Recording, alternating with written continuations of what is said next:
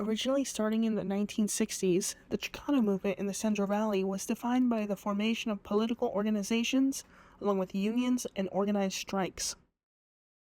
Founded in 1960, the Mexican American Political Association aimed to appoint Mexican Americans into political positions and help encourage activity in political clubs and parties, urging Mexican Americans to vote. Mexican Americans were underrepresented throughout the country and on a local level. Key Fresno organizations looked to end that. MAPA came first, but they were quickly followed by more specialized groups like the United Farm Workers and the League of Mexican American Women, as change and recognition were lobbied for. In 1962, the United Farm Workers, started by Cesar Chavez due to his desire to help his fellow farm workers. The UFW aided Mexican American farmers in the acquisition of fair wages and more humane working conditions. Their protests, inspired by MLK's, started a spark in Fresno. That spark grew into the flame that would be known as the Chicano movement. Fresno was no stranger to protest or movement, and Fresno State was the UFW's hotbed. Fresno State had one prevalent word in the 1960s. According to the college's Echoes of Change magazine, that word was unrest. Both faculty and students were involved in many protests, like the anti-war protests during the Vietnam War and the Civil Rights Movement. Activism was ingrained into Fresno State. Fresno State protesters worked with the United Farm Workers to obtain rights for Central Valley farm laborers. The goal was equal rights for all regardless of race or gender. The 60s and 70s were an era of change at Fresno State. Two Fresno State graduates, Manuel Olgan and Tony Garduque, launched the Chicano Latino Commencement Ceremony in 1977. This tradition continues to this day, with thousands coming to the campus annually. In 1977, Olgan was a founding member of the Chicano Alumni Club. The Chicano Alumni Club gives out scholarships and advocates for higher education in the Chicano community. The Chicano movement helped with gaining more Mexican American students entrance into Fresno State. In 1971, 80% of nearly 15,000 students enrolled were white. Now, with a population of around 24,000, only 15.8% are white. The 60s and 70s were very different decades for the Mexican American community. Parents saw their kids be the first in their families to go to college. Chicanos were encouraged by their high school teachers to pursue an education, and Fresno State was accepting a more diverse student body. Between 1965 and 1975, Chicano students at Fresno State advocated for better resources, fair treatment, and a sense of community. Many Chicanas and Chicanos created the Chicano student newspaper La Voz de Aztlán. This newspaper identified racial and socioeconomic challenges in the community and within public education systems. Chicanos utilized La Voz to amplify their voices and identities within the Chicano movement. Chicanos in Fresno formed a network of women within the Chicano movement. While attending Fresno State during the height of the Chicano movement, Vivian Franco actively participated in related activities on and off campus. She advocated for better education opportunities for Mexican American students through voicing a desire for ethnic studies courses on Latin America's history and supporting on-campus protests. She was also part of the United Farm Workers, which, as mentioned earlier, would rally for better pay along with better working conditions. In her youth and adolescence, she worked with her family to harvest grapes, cotton, and apricots. This has helped her keep the mindset that farmers should still be supported and stand up for their right to fair pay and working conditions. She talks about how farm workers were attacked in the fields and the UFW was there to resolve the situation, which showed how resilient the movement was. Men, women, and children were all major participants in the movement, and together they fought for their voices to be heard. In terms of the things that I fought for and what I was able to contribute to, first, I wanted to tell you that when I grew up as a child, I was working in the fields. And so there weren't really any child labor laws at the time. And if there were, I'm sure the farmers, overlooked them. But when I was about 7, 8 years old, I started working in the fields with my brothers. I had 2 teenage brothers who were older than me, and we picked grapes. We also picked tomatoes, cotton. During right in the summer, we picked a little bit of cotton, but after school, we would come home, drop our books, and pick up our cotton sacks, and we would be driven out to a cotton field. And all of us, brothers and sisters, we had rows that we would take, and we would pick cotton and, fill our cotton sacks and get paid a little bit of cash, With the grape fields, it was always hot because when the grapes become ripe, there's a certain time that you have to get out there. That the farmers want you to get out there and pick the grapes. The ones that I worked with is that we picked grapes for raisins that were dried for raisins. So my brothers had the tin pans and the knives, and they filled the tin pans, and then I would take the tin pans and I would lay what they called the tablas or the paper and down, and then I would empty and spread the grapes out. In terms of the Cesar Chavez marches, whatever march we could do in the Santa Cruz area, that's where I marched. Most of the time it was Safeway. And to this day, I never shop at Safeway. To this day, there's just certain things that we look for, and you look for grapes and other things that are union, like raspberries. There's been a last 10 years or so, there's been concern about Driscoll raspberries, Driscoll farms. So I still, keep that mentality about supporting, farm working families in that way. One of the things that we did go to was was the first time I met him, was going down to Coachella Valley. There was a time when the Teamsters were attacking the farm workers, and there was violence that occurred in the fields, and Cesar Chavez put out a call that he needed help. And so, we had communication with mechas all over the state, and we sent groups down. My husband and I drove by ourselves, and we drove all the way down from Santa Cruz, straight all the way down to Coachella Valley. I forget how long it took us to get there, but it took us a long time. And when we got there, we slept in a community room. We slept on the floor, and we went out and we marched with the farm workers who were being threatened by the Teamsters.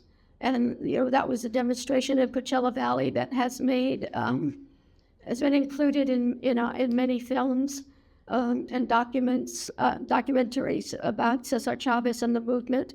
It was a key time when he was trying to get the growers to sign agreements. And I can tell you that women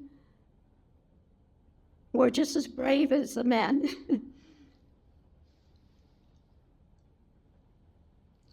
and there were also children.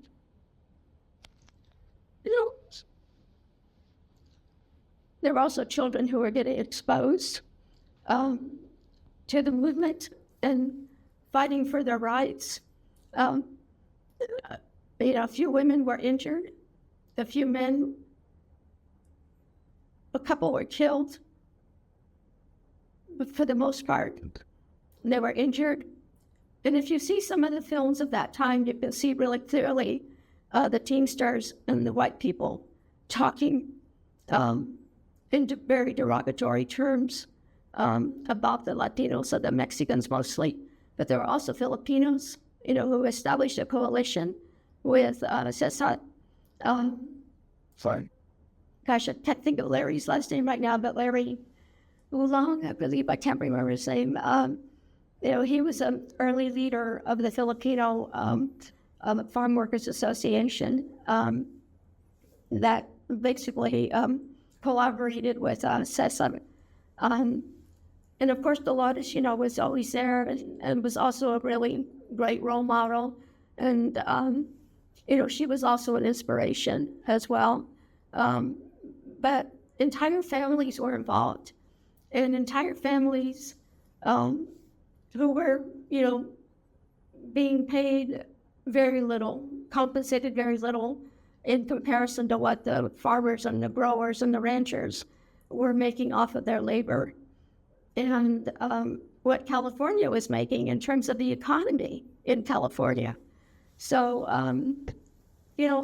everything that I did in trying to address inequities was also trying to foster greater opportunities for the Latino community, mostly Mexican American, but Blacks, Latinos, women. We were all fighting for basically a place at the table, and education was the way for us to advance ourselves and to be able to come back and to help others. So, The Chicano movement existed on many levels. The push for Chicano studies at Fresno State was a major component of the movement, but it was not the only push for equal recognition and representation within the current and historical community. As many organizations were formed during the movement, many women felt discriminated against within their community. Despite doing a lot of the planning and moderating debates, their efforts weren't recognized, and many were often denied higher roles in many of the organizations. This caused many women to leave and create new organizations, one of these being the League of Mexican American Women. This next interview is with the League's first president, Josie Mena. While working towards her master's degree at Fresno State, she helped found the League of Mexican American Women with Betty Rodriguez and other women who left the Mexican American Political Association in favor of a women-centered movement. The League's goal is to lift young Mexican women's voices, promote leadership, and provide opportunities for higher education by donating scholarships. They host fundraising events like a race called the Frida Fun Run and a yearly fashion show. All of the proceeds go directly to further outreach. When asked about the League's work, Josie Mena has a lot to say. My name is Josie Mena. I am a League member. I have been a League member for over 50 years. I was one of the founding members, and I was the first president of the League of Mexican American Women in Fresno. At that time that the League was initiated, I was working full-time at Fresno State and also working on my master's degree. And as I took it on as a project to do my dissertation during that period of time. So we did the first, that was in 1973, I believe. We did the first Latina conference that year, and it was the first time that Fresno women had an opportunity to attend a conference where they would be introduced to women who were doing things at the state and national level. One of the topics, or several topics of the conference included women in politics, women in education, women in health, and social work. So it was very interesting because we had, the attendance was 150 people, and we had it in Pinedale. And it turned out really well.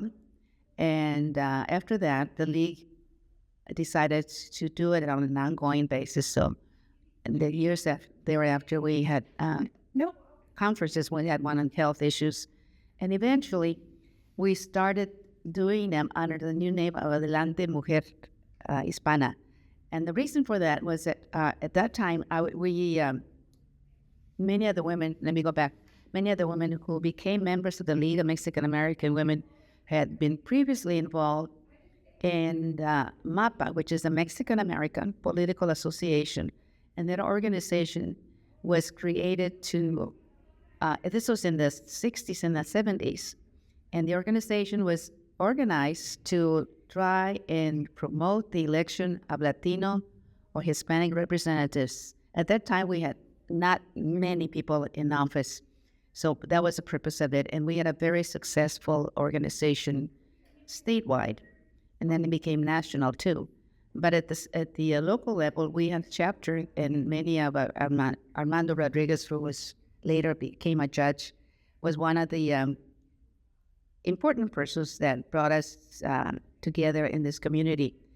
We were created to assist in bringing to the legislators the issues that pertain to our Latino or Hispanic community. And there were many at that time, especially in the 60s and 70s at Fresno State. There were not enough Latino students in school. So part of the organization's thrust was to also bring more, have more visibility in the universities of Hispanic and Latino students, because we felt that that was the future of our community. They were our future leaders, but they didn't have an opportunity because they designated a certain amount of students to attend the university. Now, going back to the league, around the same time, all these things were occurring. And once a year, the organization, Latino organizations that existed at that time, which was LULAC, AMAE, several, and they were not only local organizations, they were statewide organizations. We would meet annually, whether it be Fresno, Sacramento, to get together to bring forth the issues that pertain to our community, whether it be from the educational end of it, health issues, or other issues that pertain to our community. And we would then at that point decide and highlight those issues that were the most important, and then we would go before the legislators to ensure that they would be aware of it, and then that they would work on bills or laws to help us in our community. Out of that group, issues were always addressed to males. There were no women's issues discussed at this point. So we decided that at the state level, at Sacramento, at that one meeting, that we would form a caucus of Latinas, and we met separately to talk about issues that really impacted women, like health issues, educational issues.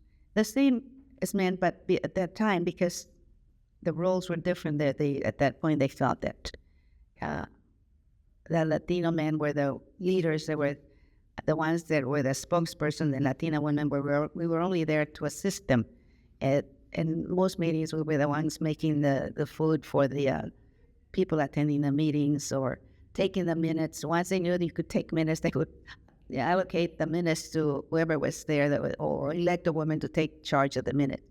We were always there supporting them, but never had an organization to really, for ourselves, to address our issues and promote leadership capabilities, so that we would eventually become commissioners, be appointed to organizations or state committees at the state level or at the national level, and also to become leaders locally. And we've been in existence since 1973. We just celebrated our 50th anniversary last year.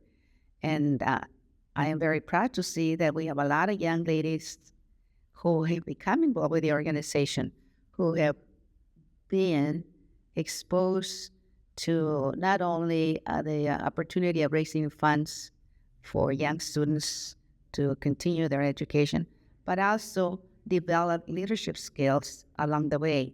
We participate in various committees, and we work very closely with that community in organizing events, all to support the organization in helping create funds or raise funds for scholarships for Latino students in Fresno County.